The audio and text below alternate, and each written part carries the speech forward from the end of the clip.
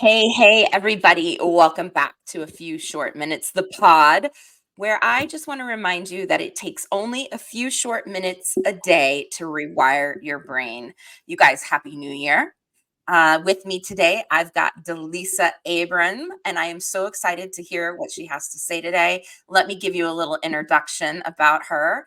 She is an empowered leadership coach at Faith and Sparkles World. I love that. It sounds like ponies. Her experience as a leader began in the military and expanded to the corporate world, and her wisdoms, gifts, and talents and expertise are utilized as in her entrepreneurial endeavors. So you guys, welcome Delisa. Delisa, tell the people about yourself. Hello, everyone. Thank you guys so much for being here. And thank you so much for having me. I am very excited to be here. You've basically said all there is about, sorry, oh my goodness. Oh, wow. The coughing has started about who I was in the past and where I got my experience from, which is really great. But fun fact that you don't know, but I will reveal it here to you, is Oh, I'm that excited. Faith and Sparkles World was founded by my young daughter, Faith, and our pup, Sparkle. So That's that why it is sounds how like the name. puppies, and I love it. Yes, that's why it sounds like puppies and cutesy and childlike because my daughter's the founder, and that's how we named the company. So she actually Oh writes my gosh. children's books. They are award-winning children's books. She's an award-winning author by herself, and her works are um, in hospitals to support children. We work a lot with charities and stuff, and she was the ambassador for a couple of organizations. But that is how the company started, and where I come in as a leader. Now you have my history, what you heard, but really it is leading the home and being able to lead a business so that you're in harmony, that you're aligned, being consistent, and really just living that purposeful life. So many people I find are thinking that they have to make 7, 8, 10. How many of our zeros at the end of a number? When really, um, purposeful living, being a servant leader, um, is so much not only impactful, but then you would also have the financial resources as well as all the other things that you would need to be able to um, shine and provide value in your sphere of influence. I love that. I have so many questions. First of all, thank you for your service. Yeah. I just want to say that for first thing, I grew up in the military, so I have nothing but respect for people that served. So thank you so much, and I do want to hear about that because it intrigues me. But something first that came to my mind is you said something about however many zeros, and what I'm hearing you say is you can live a purposeful life as an entrepreneur and not have all of the zeros that are expected or that denote prosperity, abundance, and success. And I think for coaches in particular, uh, that's a hard concept to grasp because Mhm. most of us have this $10,000 a month ceiling that we're constantly trying to break through when we're new in this industry. So talk a little bit more about the zeros not really um not really showing your true value and your purpose. Okay, so yes, zeros are good. So please do not get me wrong. We all want Love to have all of zeros. these. We love the zeros. The zeros are good. We love the Um, zeros. what I am saying is that even when you're starting or wherever you are, your level of gratitude, that attitude of gratitude that you have, that in itself is going to propel you. So um, there's a saying, it's an old saying, when you are faithful in the little, you will be faithful in the big. So you take your value when you are providing the value in the little, when you are appreciative and grateful in the little. That doesn't mean that you're not doing the work and you're not doing the things and you're not still striving. You still have the goals, you still have the ambitions, you're still growing your team, you're still doing all those things to get to where you want to be, maybe 10,000 a month, 20,000, 50,000, how much ever it is a month, which is still fine.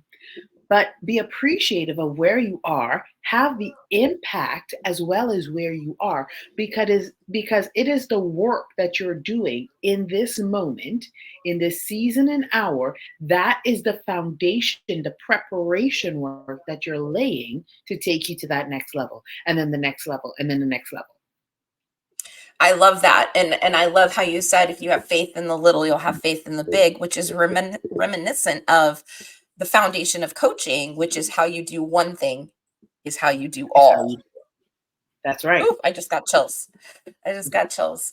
I love that. So talk about your military experience, Delisa. How did you get to be an empowered leadership coach? I'm curious. Well, yeah. So my time in the military, honestly, I called the wrong phone number. I was a teenager. A family friend. How do you call the wrong phone number?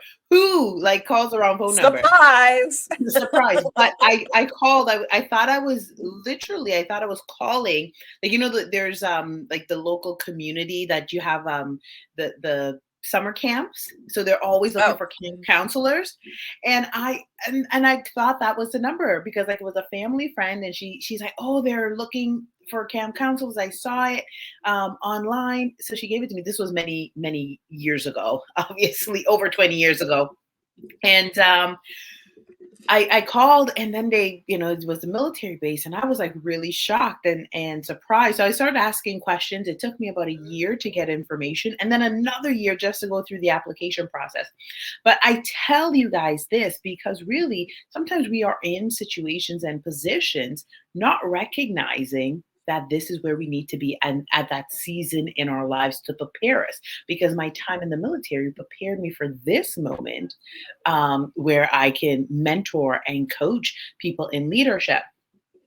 So then it took me almost 2 years really before I said, okay, I'm going to commit. And really my commitment, I said, and I was going into reserves at that time. I'm going into reserves. I want to get my degree in humanities, of all things, humanities and the military, two different, totally different, right? And I went there like thinking I'm just there for one summer. I'm just going to get money for my education, and that's it. Yeah, almost 14 years later, and a degree in ooh. humanities.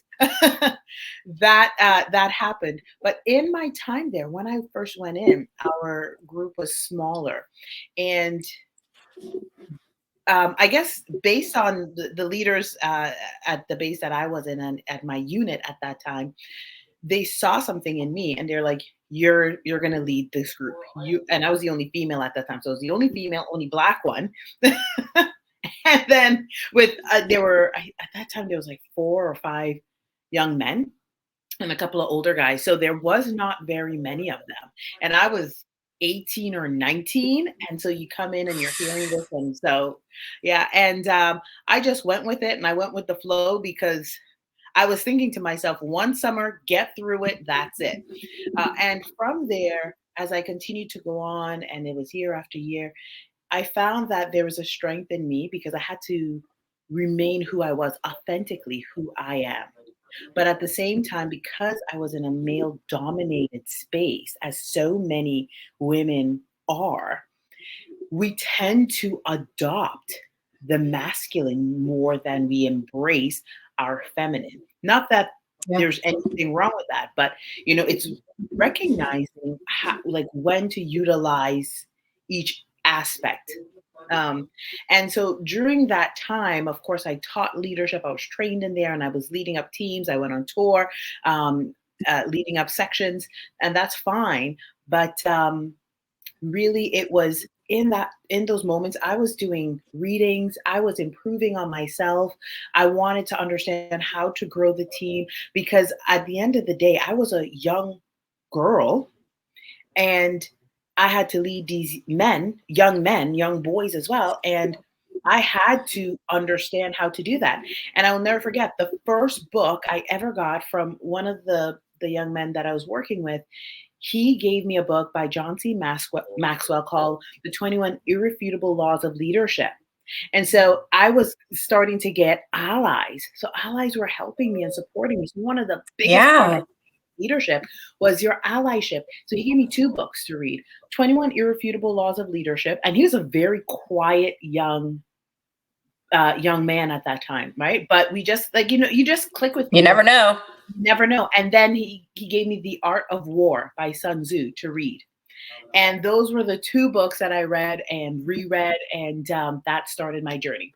I know I went along, but I wanted to let No, no, no, you know, no. guys, lay in the work for you. Man, no, I appreciate that. And I love how you're like, yeah, I'm just going to be in for a summer. The Yeah, SpongeBob kicks into my head 14 years later. yeah.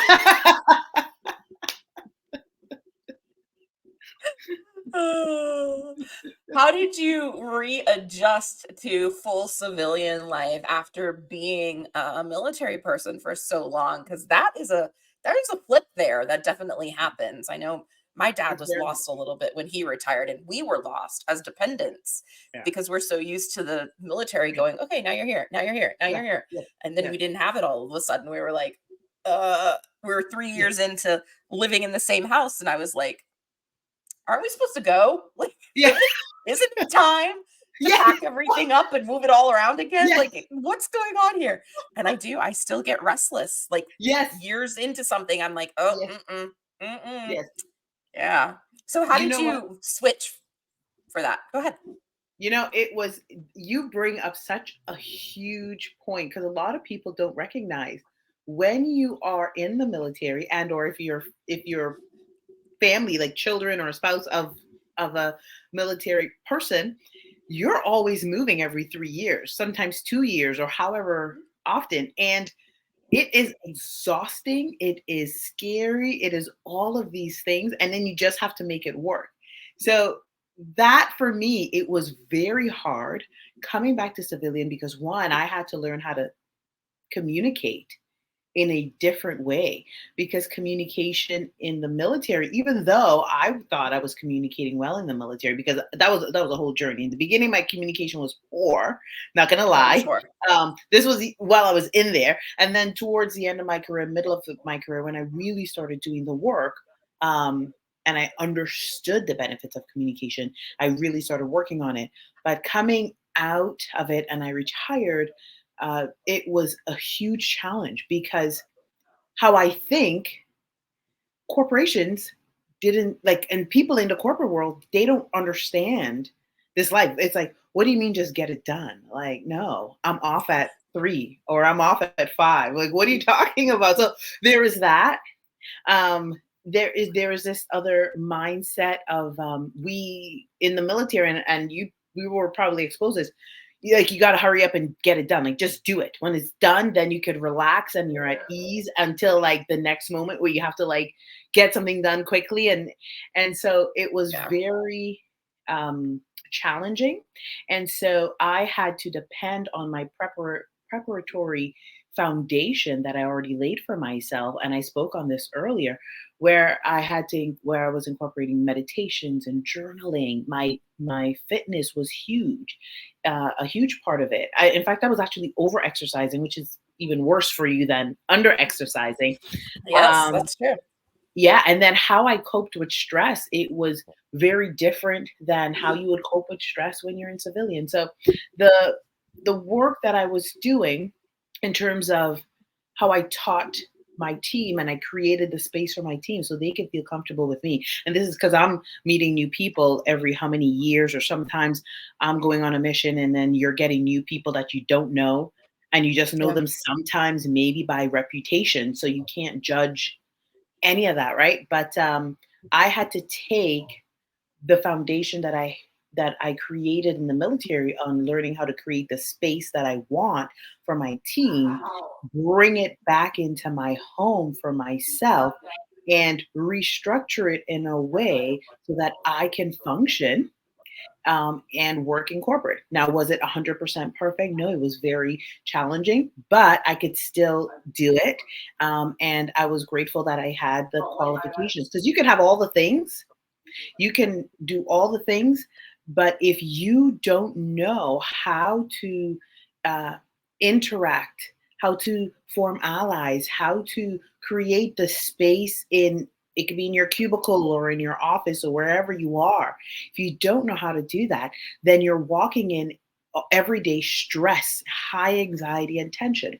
But once the Mhm. space you've created is the space that you want, what happens is now you're coming into a space that is calm, that is creative, whatever that space is, right? Is Safe creative, for, yeah. prime. Mhm. It's primed for you to thrive in. And so Sure. that is the foundational work that I do with my clients as well. And this is what I share with other people. You need to create the space that is foundational in any business, anywhere. Yeah, absolutely. I agree. And something that came to mind when you were talking about the adjustment from military to civilian life is self-direction. So talk about that a little bit in the not only just moving from military to civilian life, but self-direction in creating that space, because what I know to be true about military life is there's always somebody with another star above you telling Yeah, you what to do, when to do it, how to do it, what to think, eat, sleep, make your yeah, bed, like, so you are, there's no self-direction there in a lot of aspects. mhm, And then you come into the civilian world where it's nothing but yeah. self-direction and, intrinsic versus extrinsic motivation. There's no bird telling you what to do any longer. So, like, how do you make that transition as well and create that space? I'm going to use the example of children. Children are, we tell them when to get up to go to school or to do an activity and so on. We drive them everywhere. They're totally dependent on us. Some things they are self-directed in doing. Most of it, their parents or guardians are doing that. They hit 18. Some go out on their own to live in dorms or in apartments, and or even those that go off independently to live on their own. They choose to leave due to circumstances, whatever it is. And Sure. so now they are on their own. They have to pay their telephone bill and rent and tuition and get up to study. And if they have a job, if they have a part time job, no one's telling them show up to work. So, similar to that, that is the same thing with me. But with my sense, because I was in a leadership position for so long, and because I was already doing the work myself and laying that foundation and creating the space and leading a team, and I knew who I was, it wasn't challenging and or very hard for me because to do that versus like when I was in charge of a team, if in terms of like coming up with the schedules and ordering and all of the things that we would need for when we're at sea or on a mission, like all of that was my responsibility. I had to take care of, and yes, I had my superiors ahead, above me, obviously, that saying this is what we're going to do. But at the same time, I had my own independence in a sense because I was leading the team. So there are decisions that I was allowed to make, but at the same time, yeah. So I hope that Yeah. makes it clear because I don't want people to Yeah, think no. like I don't want people to think like, oh, in the military, like no one's allowed to think. And when as you go up in the ranks. So I retired as a petty officer, like sergeant, warrant, petty Okay. officer first in petty officer Got it. first class in the Navy. So Yeah. that's in Army. So you have a bit more voice versus if you're a private or a corporal or even a master corporal and stuff like that. So yeah, Yeah. there's that. So it wasn't as challenging for me. But as I mentioned before, it was the foundational work that I did in creating the space that I took over with me when I came civilian. So now in your empowered leadership coaching with Faith and Sparkles, which I just absolutely love, is that do you help leaders create that space, or are they coming Yeah. to you with that space already maybe conceptualized but not intact? Like, talk about your coaching.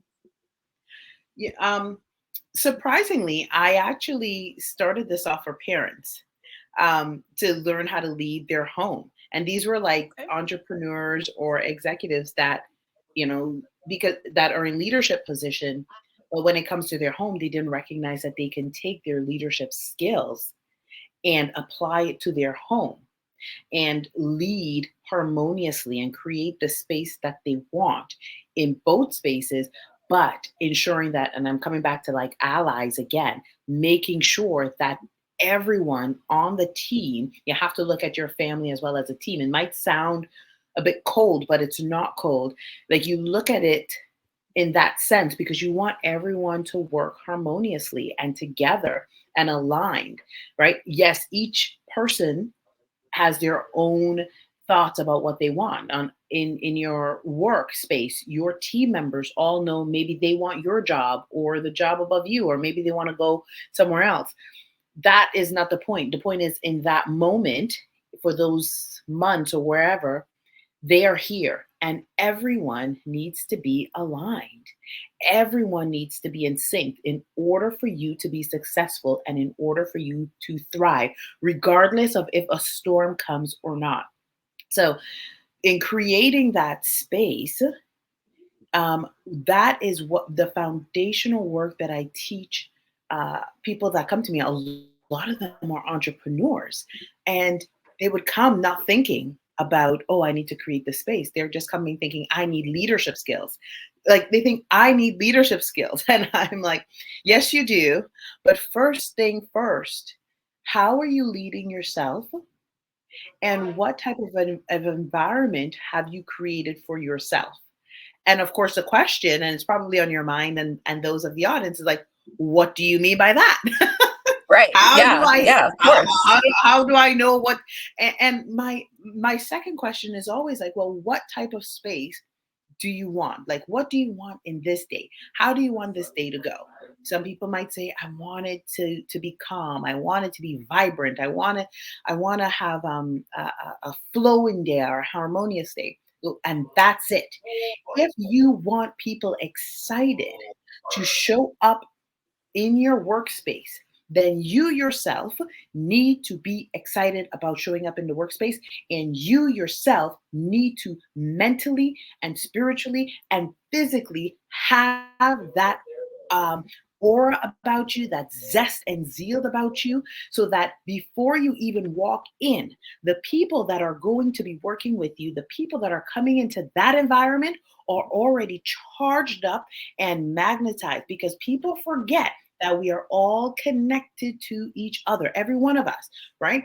If you have families in your home, your parents are connected to their kids. Something happens, you feel it, you sense it. Something's about to happen, you kind of know. You might have a dream. Same thing if you lead a team, if you are a boss and you have a team, you will know, you will sense it because you are all connected. And the same way you will sense it is the same way they are feeding off of you and what it is that you want. So you want someone to come in and have a zeal and a zest to work and do their job and give you 100%, not just give you, but give themselves. Because really, when they're giving the 100%, it's not only for the work at hand, but it's so that they too can be maximized. They too can be fulfilling their purpose in whichever area their purpose is.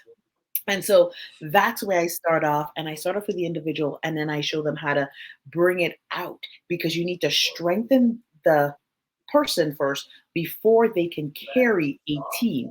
Leading is not easy. There are decisions that have to be made that not everyone can make. And you have to listen to everyone and understand what's going on. And especially if you're doing servant leadership, it is even more weighty, because now you sense what everyone individually is going through. That's so very true. I think that that's kind of where I live in that space right now. Because not only Do I have 2 teenage boys? I co-parent with my ex-husband, but I have 2 teenage boys, and, but I also facilitate mindset sessions for other coaches, and so I know that if I walk into my house or a session with a foul mood, it is contagious Yes. immediately. Hmm. Conversely, if I walk in with zest and zeal and inspiration, my boys perk up, my Hmm. clients perk up. And so I love that you said that because one of my certifications is in positive intelligence. And that is kind of the basis of that, as what you present is contagious. Yes. So whether you're a leader or a worker bee, it Hmm. doesn't matter. How Yeah. you come in is Hmm. contagious. Yes. So if you want your space to be a certain way, Hmm. you have to be that way first, and then Hmm. that space will create. Am I hearing you correctly?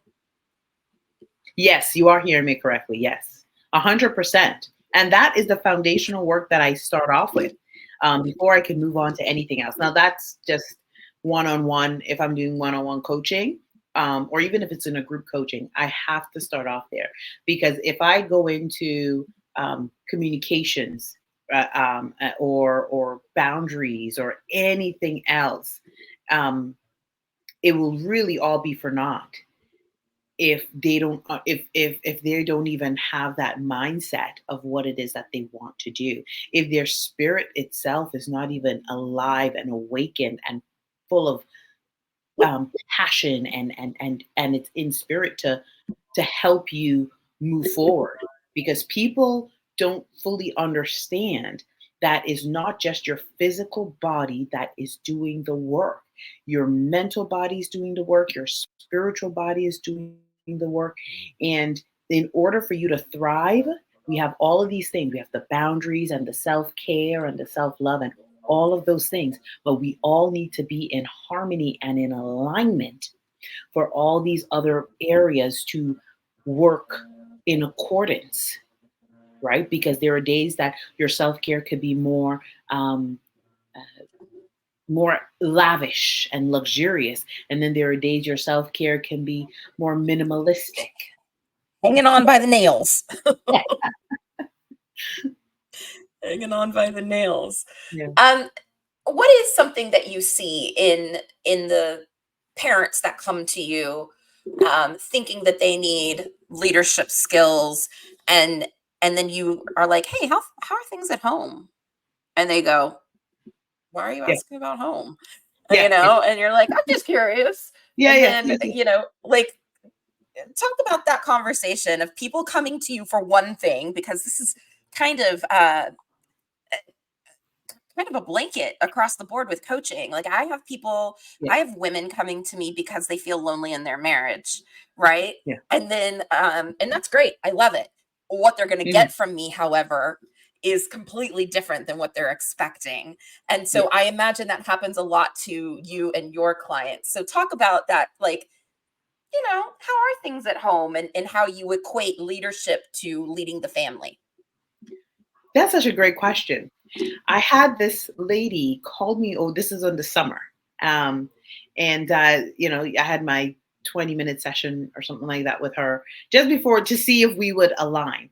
Now she actually called me for what did she call me for? I don't know. She called just to she connected because she wanted to get to know more about what I do, and I said, okay, let's get on a phone call because I wanted to know her.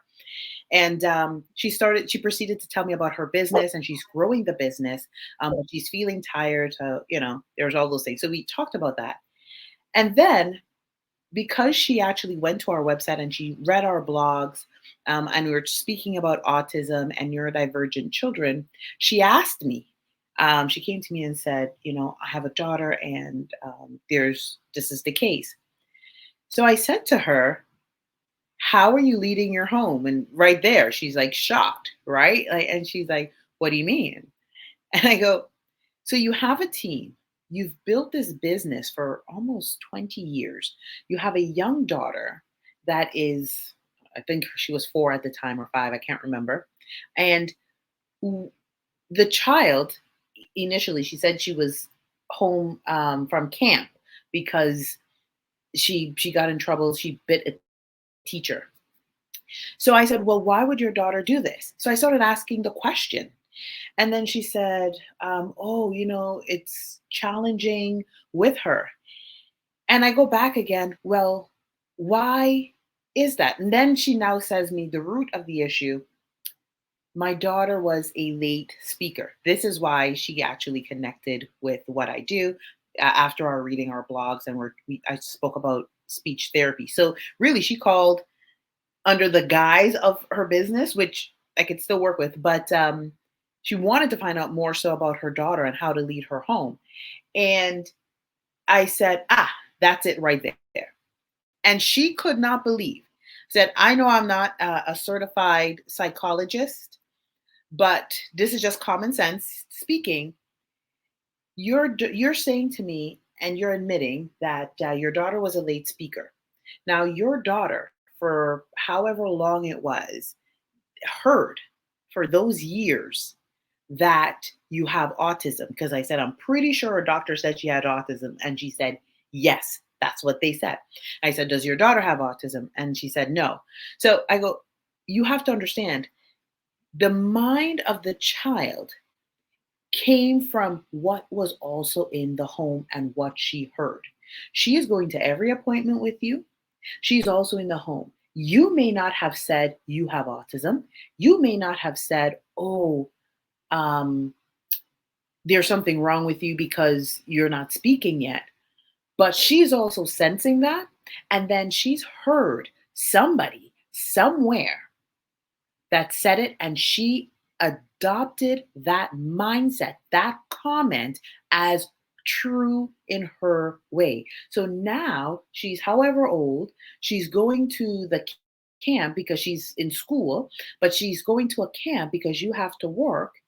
And when she's not getting her way, because you babied her and you didn't discipline her, and you didn't do a lot of these things that you were supposed to do, now she's lashing out. Sadly, this affects her.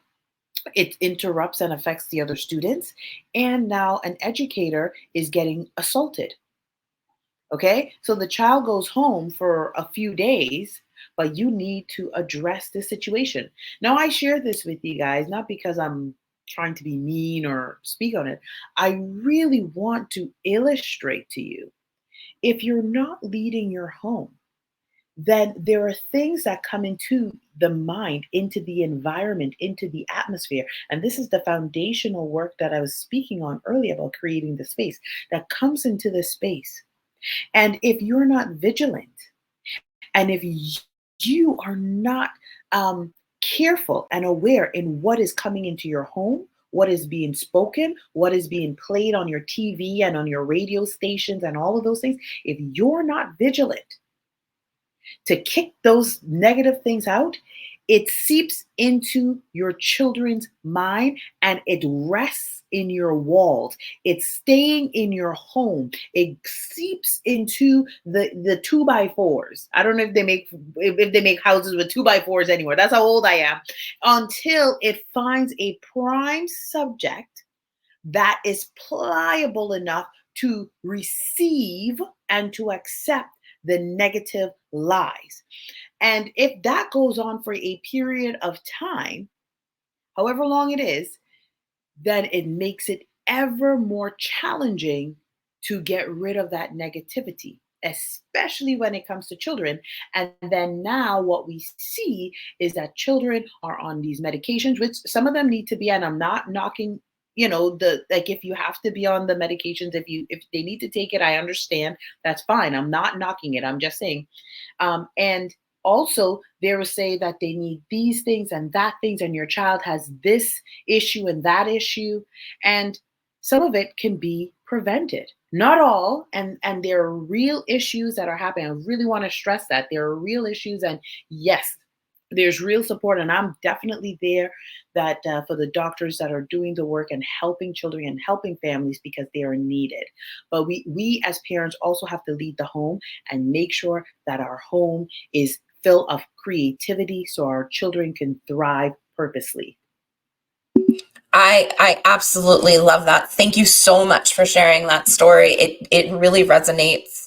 Both my kids are diagnosed ADHD, and I just got diagnosed within the last year at 46. I'm 47 now, Mhm, so interesting, mhm, right? All three, well, the two of them mhm. chose not to be medicated. I chose to medicate Yeah. because it was really wreaking Mhm. havoc on my day-to-day Yeah. stuff. But I Mhm. allow them not to be medicated, and they need to figure out the coping mechanisms. So that's definitely something we've done together. And I want you to Mhm. talk about because I made this connect, I drew this connection in my head. I have I just spoke to a client a couple hours ago who was very, very stuck in the words for his pain points for his niche. And and we've been hammering at this for months now. And so finally I was like, seriously, like, let's just really get really raw here. Mhm. I said, what's the story? Mhm. He's like, what are you talking about? I'm like, what's the story you're telling yourself that is making this so difficult? Yeah. And he said, I don't know. And I said, well, I see a really strong perfectionistic pattern in you. How did that get there? And he was like, Mhm. and I said, probably your mom. Probably. And he was like, "Oh yeah, that makes sense." And so what I shared is a story of myself, and this really correlates. So I used to get grounded for C's in my household. Mhm. So my parents, military, you know, Mhm. um, if I didn't bring home an A or a B on quizzes, homework, tests, let alone the semester, I was Yeah. grounded. I was Mm. grounded for C's. And so what did that teach me? That taught me I had to perform for everybody outside me. Mhm. Otherwise, I have no worth. And if I did not, I was in trouble. So, how I saw this in my client is you're right. If I fail, I'm in trouble. If I fail at this business, if I fail in creating the perfect niche statement, the perfect, avatar, whatever, then I'm in trouble. And trouble could equal like death to our amygdalas, right? Our amygdalas don't Yeah. know. They either know safe Yeah. or not safe. They don't know anything in Right. between. So if you're not safe, Mhm. that equals death to that reptilian part of your brain. And Mhm. so that's what I see in what you're talking about, of it seeping into the two by fours, and it until it finds its victim, right? The Mhm. perfect little vessel to fill up, because it very much happened to me. And I see it all the time in coaches, and they're trying to perform their way out of it by creating impact on others, which Mhm. absolutely I love. Mhm. Absolutely I love. But you cannot get rid of your own personal demons No. by looking externally, whether it's creating impact and Yeah. helping or not. And Mhm. so, talk about unraveling some of that for those parents that come to you, or for those leaders who come to you for just and end up being just for the team, which I rarely think happens. But it's Mhm. usually both, right? How you do one is how you do all. So talk about unraveling that for your clients. So let me think of a really good. Oh, I'll get my first real official stab at. I shouldn't even use that word, but like um, going towards. I get it would be coaching or even mentorship. I was in my late 20s. I was still in the military, and I was where was I? I was out west at that time, so I was based out west, and there was um, this young private that came. Now I didn't know him. He wasn't in my sector. He was somewhere else. But we were in the same barracks, like the same barracks together, and in the same area. So that's how you meet people and you start talking. And when he first came, he switched from army and he went to navy. And I'm going somewhere with this to share about the unraveling. And in our conversations, because you're seeing these people everywhere, right? You're on base. He says to me he wants to get into real estate. And I love the library personally. I think the libraries are like books are they're just fantastic in my opinion. But um and I said, well, why don't you get this book? And he wanted this book by this particular author, but he never went to get it. He was 22 or 23 at the time. I was 29 or 28. And so I went to the library and I said, hey, come with me. I got to go to the library, which is true. I did have to go to the library. I had to go pick up some books because, as I said, I love reading. And I said, come with me and just see if they have the book. And he's like, well, I don't have, the library card at that time. And I said, don't worry about it. Don't worry. I'll borrow the book for you. So he did. And that was his journey because they actually had the book. He rented the book. He read the book. And then from that spark, that initial thought of, this is what I'm going to do. I want to get into real estate, but I need to also make money. And how am I going to do this?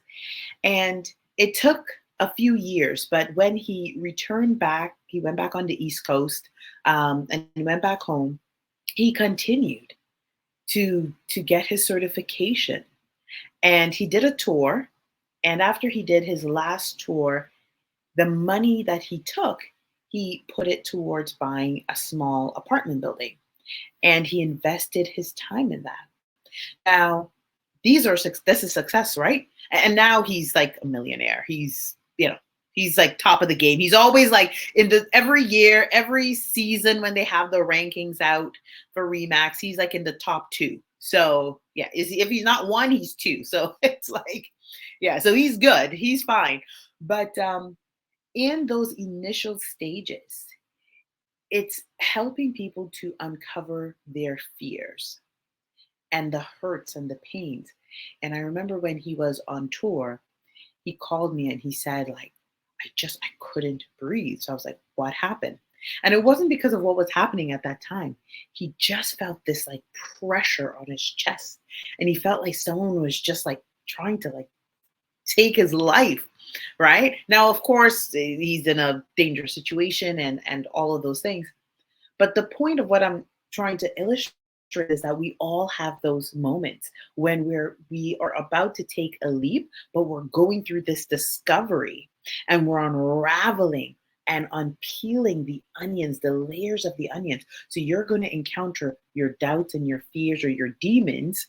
I don't like to, so whatever you want to call them, that comes knocking at the door. Now you have to face it. And when you stand up and you face it and you say, this no longer serves me, then it's easier for you to get to that next level. And it's easier for you to get to that next level. And so when you're working with a coach or a mentor, it could be for your home, it could be just for your work, whatever it is that you're trying to accomplish, what you're working towards is really to strengthen those areas that need that support. And so we come back to, and every single coach, and maybe they unconsciously do it, or some of them are aware, some of them are not. But if you look at all the top people at the top of their game, they will tell you, it comes back to, what space are you starting at? And if you've encountered something that is beyond you in a moment, you rest on the foundation of what you already have started to create and what you have laid. And then that, once you're like, oh, you remember yourself, so the foundation helps you remember who you are, then it's easier for you to face that fear, that doubt, that perfection, whatever it is. So then you can overcome and get to that next level, whatever that next level is. So it sounds like, excuse me. So it sounds like you are teaching people to build resilience. That's kind of what that is, right? That foundation of like, who are you at your core? And so if you go forward and crap hits the fan, okay, well, who are you at your core? Are you somebody that gets up and dusts off and says, okay, that didn't work? And it's not that easy for most of us. I get that. But in general, right, the feeling. Or are you somebody that goes, life sucks. This isn't happening for me. I'm just going to lay here and hope somebody comes along and rescues me. Right? You could do either. Either is a choice. But where do you want to be? Who do you want to be? Yeah. And so, yes, resilience is a part of it, 100%, because that is the foundational work You know, as a as a self-love coach, and what you do, you teach people all kinds of things, but there's that main foundation that you have to start off with, because when they face that, like, oh, someone said something negative, or they didn't like my outfit, and so for some people that might be like not a big deal. It doesn't matter if someone doesn't like my outfit. But for another person, because of a trauma that happened in the past, someone saying, I don't like green on you, for example, that is such a trigger. And it isn't because you said you don't like green, it just took them back to wherever it was of unworthiness. And so, you know, as a self-love coach, you have to set that scene for them. You have to help them build out that foundation, and then construct those walls, and then dig out those old weeds to get out of their head. So when that negative comment comes back and says, hey, how you doing, are you home, they know, hey, I'm not answering. And even if they don't do answer, they'll say, I love me right now, bye. You know what I mean? Yeah. Like, they Yeah. understand. You're not welcome here. You can't live in my Yeah, house that I just built, right? yeah, I just built yeah, this house, yeah, and you can't come in. You yeah, can't come in at all. I always love the analogy of a house when you're talking in a psychological mental health aspects, because I think it's just very apropos. So there are people that are allowed and are worthy of being the foundation and the walls and the doors and the windows. There are some people that are allowed on the first floor. Some people are yeah, allowed in the second floor. Some people aren't allowed past the door and they can stay on the lawn. And then yeah, others have to stay on the street. yeah. And I just love that analogy for so many reasons. So I love that you said, you know, build the foundation, build the walls, because that analogy has resonated with me for many years about who's allowed in your house, Yeah, what's your house made of, and yeah, who's allowed in your house. yeah. And And if they're where's not your allowed in house your made? house, Yeah. oh And yeah, talk where's about your that. house made? Right? How is their garden outside? How is the waters too close? Are you in the right season? You know, yeah, something as simple as as what fruit are you bearing right now, in terms of your work and your purpose? Is it fruitful? If it's not fruitful, you got to figure out, why is it not fruitful? Who's eating your fruit? Who's sabotaging the roots? What are the roots Pest like? control. Yeah. You need some pest control. Yeah, you know. And and by the way, the pest could be yourself. Yes, So if you're it's so true. self-sabotaging, you're the pest. Mhm. Doesn't necessarily mean externally. It could be a total internal game if you are self-sabotaging and letting your fruit die on the vine, or not planting the seeds. I mean, all of All it yeah. could be you. So that's why, like, what I do, um, in terms of the results that I give, I'm like, you will get results. You will see not only a shift in not just financial shift, but a mental shift, an environmental shift. All of the shifts you will get. You know, we spend our 90 days together, but I always remind people, it isn't a quick fix, because you have to remember, you have lived 30 years, 50 years, 20 years, how many years as you, carrying whatever it is that you have carried. And however long you choose to stay to work together, that in itself isn't going to resolve decades of work. So yes, we can take a break, and then when you need support again, you can come back, or we can work longer, or be part of the membership, or whatever else works, right? Find what works. Because so many people want these quick results. Like, well, no, there's a guaranteed, if I had this entrepreneur that came to me. She had all the things. She's like, I have all the things. Brand new. And then she moved her husband's in the military, and then they moved to California. And so she was relying on past references from where she was. And I said to her, what are you doing? Do you not have schools where you are? Yes. Do you not have newspapers where you are in your local community? Yes. Do you not have local councilmen that could support what you're doing? You are doing them a favor because your skill is in education. You were a teacher, now you're consulting and you're helping them. And then something as simple as that. She was like, huh. So right there, she got clarity. Then she got some direction, right? Because I'm like, open Yeah, your for eyes. sure. But Yeah. beyond that and beneath that, so you will get all of those things, but then beneath that, now she starts to shift because she's shifting her mindset and her thinking to see what is beyond her limiting beliefs and her self doubts. And she couldn't see the forest for the trees because it Right. sounds like to me she wasn't in a creative space, so she didn't have the growth mindset and the wide vision to see what was in the periphery of, like, I was in New York, I made my way there, I'm now in Yes. California, but I'm depending on New York to support me. What about Yes. where I am now? Yes, yes. There's so many of us that go through that, right? We think like, okay, I have to rely on the old references when you first move. Yes, you're now starting up the business. Your business is new, but you have so much opportunity. I'm like, I'm not even telling you to go and spend money and get all of these other things. All I'm saying to you is open your eyes and take a look. Is there an avenue? Who can you contact? Who's going to work with you? I go, you don't need 100 schools. You just need one. One. Yeah, Yeah. I think It people starts forget off with that. one. Yeah. You I just think they forget need the first one. step. It's just one. Yeah.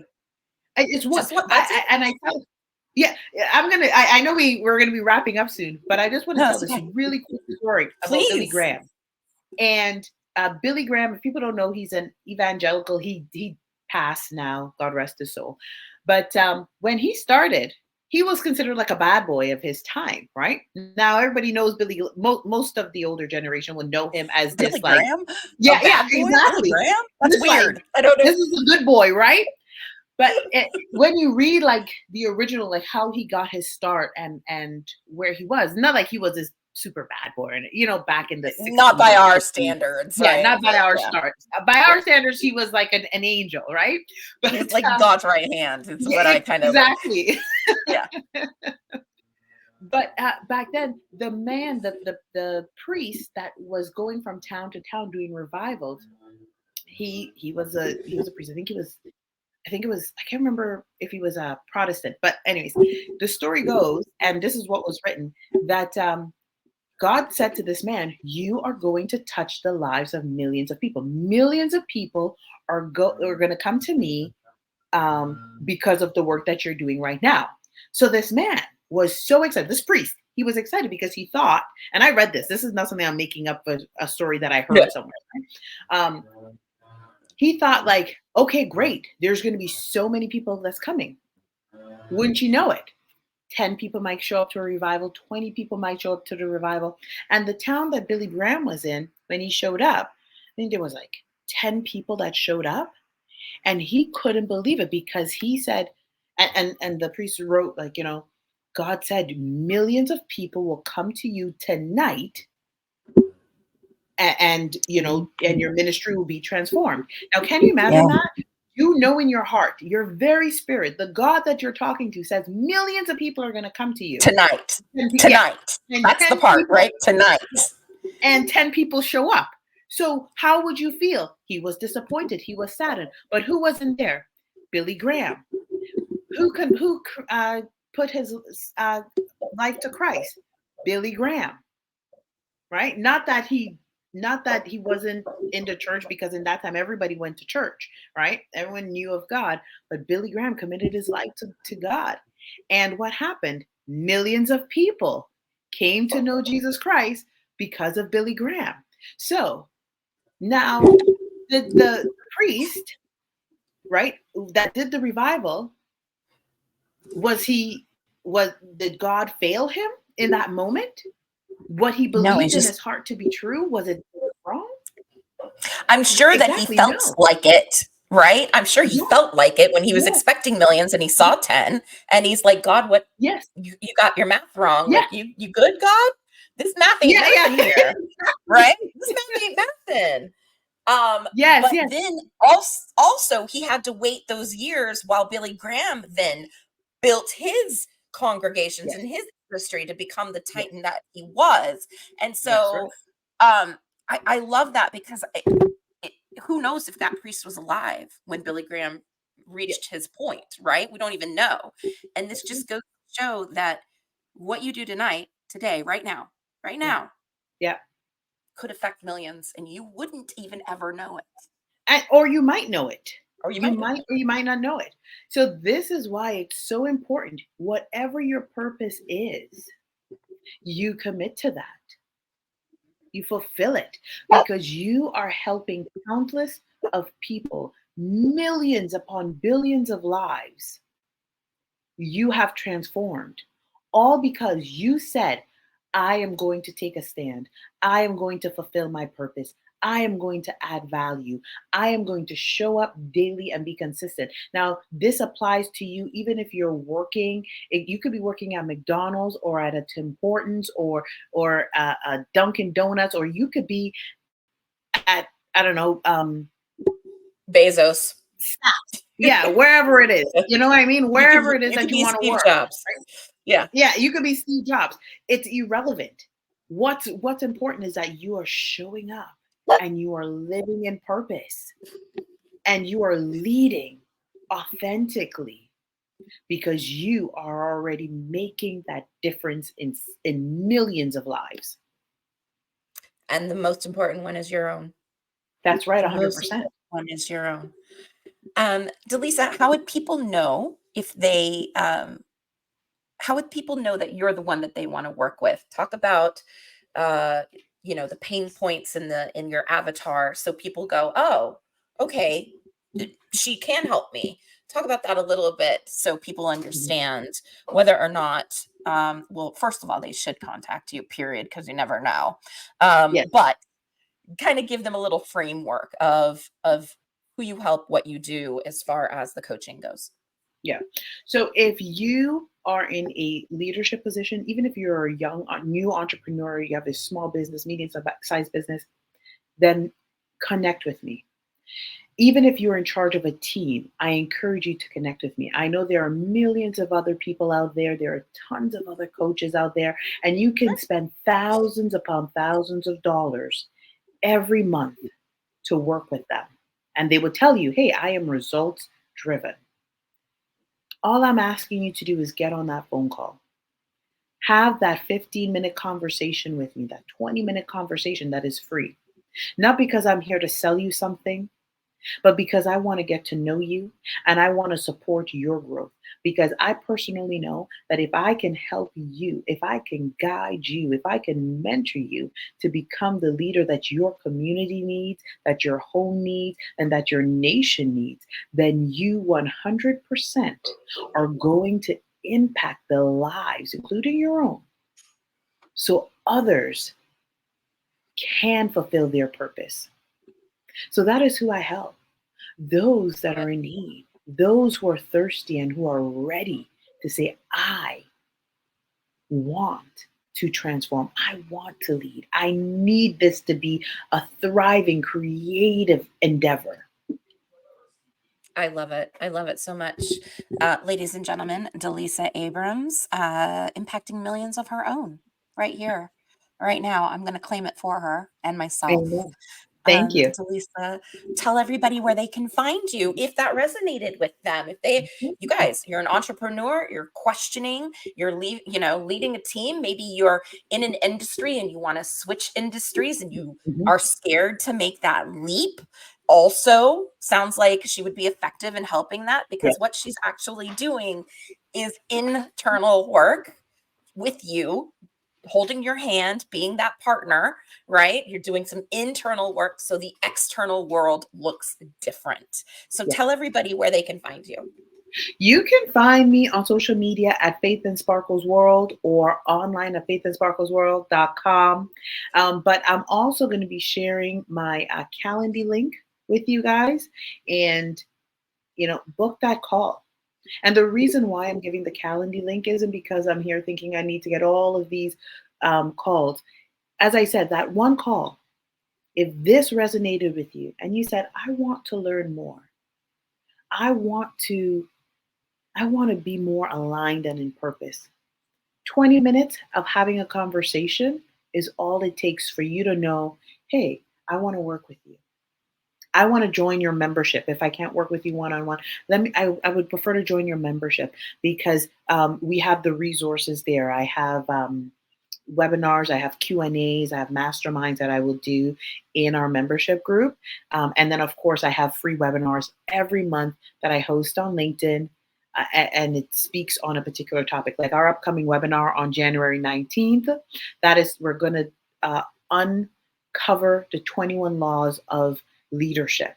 There's laws of leadership that is necessary for everyone to learn, even if you are a parent, even if you're leading a team, even if you're young and you don't, I just had a conversation with a girl from Ireland. She's like 25 and she, so, and she's in a really great, she has a great job and she was like nervous and we just had a conversation and all of a sudden things shifted. Right. So there you go. I love it. At the very, very least, you guys get some free advice, some free direction, some free Yeah. coaching. So take her up on it. Everything's going to be down in the description, you guys. Also, do all the social media things wherever you're watching this, please. You guys know by now it's 2024 in like 3 days or 2 days. You all know, like, subscribe, comment, share, do the things, y'all. Especially if you're on YouTube. I'm trying to grow this YouTube channel. And as of last night, I see YouTube is supporting more subscribers and likes than they are, what did they say?